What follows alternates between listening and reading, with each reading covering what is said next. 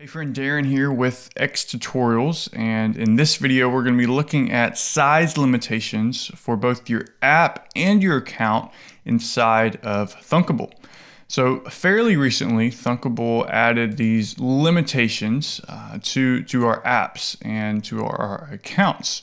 And so I'll have this page linked from their documentation. You can follow the link down in the description, but basically how it's set up right now is each app has a size limit of 50 megabytes, and then your entire account has a size limit of 200 megabytes.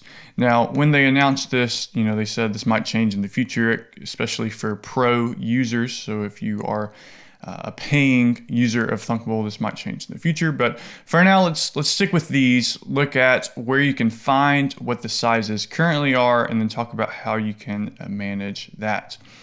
So let's look at the app first. So if I go back to my account and let's just pick FirePass. That was an app I worked on recently on this channel. So let's click on that. And actually, I did the wrong thing there. I said I wasn't going to do this. So let's go back, and we don't want to click on the app. What we want to look at is specifically the details here. So we go to details, and this will bring up kind of an overview of the project. And we can see here, the size of this is 0.13 megabytes. So barely anything, not even scratching the surface of the 50 megabytes that we are allotted. And really this is because this app has no pictures in it. I didn't add any pictures to it. Let's look at another one of my apps. Here, this one has 7 megabytes. So I have a few pictures stored inside of this one. And so let's actually see how we can manage those pictures inside of our app.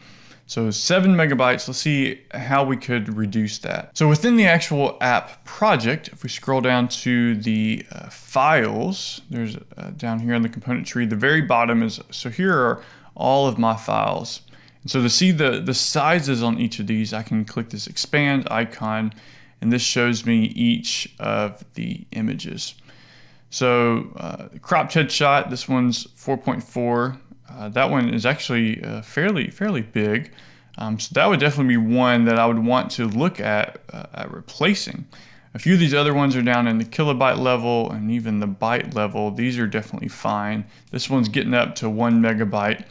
And so this one is definitely one that I would want to look at, seeing if I could upload a picture that is less of a file size. So I could delete this and upload a new one. But another option for managing the actual files within your app is whenever you have a picture, here I have a column, and the background picture here is set to a file that I have stored. Well, another option you could use is we have this type in URL, and so you could actually put a URL here instead of the actual file. And so what that does is instead of the file actually being included in your app, it's actually getting pulled from the internet every time the app is opened. So if you have an app with a ton of pictures for some reason, you might want to go this route where you're actually loading in the picture through a URL and displaying it on the screen. So not only can you do this here, but you could actually do this dynamically within the blocks. And we'll talk about that in later videos. So that is everything about size limitations with images within your app. The last thing to talk about is at the account level.